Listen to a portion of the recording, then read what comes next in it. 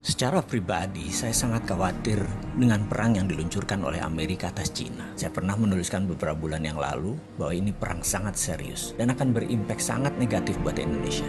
Benar loh, dan menurut saya kita belum melakukan antisipasi apapun. Jangan menganggap saya ini lebay. Tapi apa yang terjadi kalau efek perang dagang ini memukul Amerika?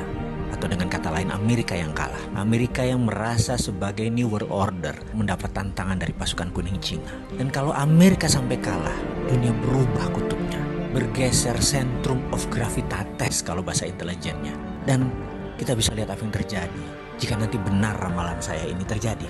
Kita semua tahu menjadi penguasa dunia itu sangat menguntungkan, baik secara ekonomi, apalagi secara politik. Amerika sudah menikmati 70 tahun hingga saat ini, dan sekarang mendapat tantangan dari negara Cina. Mungkin saat ini kekuasaan Amerika tinggal 50% pengaruhnya terhadap dunia. Ada yang menganalisa mungkin lebih kecil, alias Amerika jadi negara sunset, dan Amerika tahu itu. Amerika panik. Saya pernah menulis bahwa Roma, Bizantium, dan Konstantinopel menguasai dunia hampir 1000 tahun. Dalam 1000 tahun itu, Roma ditantang 8 kali oleh kaum barbar versi Roma. Namun akhirnya tumbang juga oleh Genseric. Ini tidak usah saya ceritakan kali ini, tapi saya tulis lengkap di buku hitam. Jangan pernah berkata saya tidak pernah memperingati Anda. Kita balik ke cerita tentang Amerika dan perang dagang dengan Cina.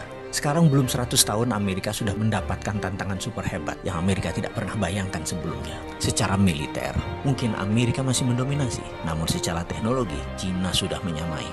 Secara perdagangan, Cina sudah menguasai dunia. Secara logistik dan distribusi, Cina yang menang. Uang, Wall Street, Cina punya sendiri. Cina punya Hudsonian New Economic Model. Kalau sosial media atau informasi, apakah Amerika yang pemenangnya? Mungkin di dunia ya saat ini. Tapi di Cina, Amerika tidak bisa sentuh sama sekali. Coba perhatikan list di bawah ini. Cina punya Baidu, yaitu Google-nya Cina. Cina punya Alibaba, yaitu Amazon-nya Cina. Cina punya Didi Sucing, Uber-nya Cina. Weibo adalah Twitter-nya Cina. Renren adalah Facebook-nya Cina. WeChat adalah WA-nya Cina. Youku adalah YouTube-nya Cina. QQ adalah Gmail-nya Cina. Dia sudah lengkap untuk mengantisipasi semua hal yang Amerika unggul kesannya secara teknologi atau sosial media. Bahkan ketika perang teknologi dilancarkan oleh Trump, setelah 5 kali serang Cina dengan tarif barang Cina dinaikkan 25%. Kemudian Trump melarang Android untuk dipakai Huawei. Apa yang terjadi? Ternyata Huawei sudah punya platform OS sendiri yang bernama Hongmeng OS, sehingga tidak terlalu berpengaruh. Amerika keceleberat di situ. Huawei chipnya ternyata 50% sudah buatan sendiri. Dan 5G tidak pakai platform ZTE yang Amerika punya. Di sisi bisnis, Huawei sudah dipakai sebagai platform operator telekomunikasi di 100 negara di dunia ini yang membuat Huawei tetap beroperasi sebagai penyedia alat telekomunikasi dunia. Bayangkan, ketika 100 negara tersebut memakai 5G tahun depan ya, apa yang terjadi dengan Amerika? Amerika bisa hilang. Amerika bisa menjadi negara mediocre. Dan itu dimulai tahun depan, tahun 2020. Prediksi saya, yang mudah-mudahan kali ini salah, Amerika akan mengalami inflasi besar di tahun 2020.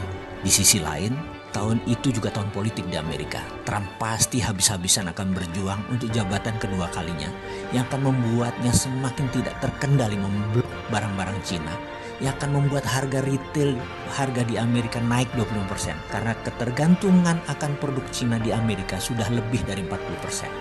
Efeknya, bayangkan di tahun 2021. Dunia bisa kena resesi imbas resesinya Amerika. Dan ini bisa memicu sebuah kata bijak. The end of trade war is the beginning of military war. Berakhirnya perang dagang adalah saat dimulainya perang militer. Pertanyaan kita sekarang, Indonesia siapkah?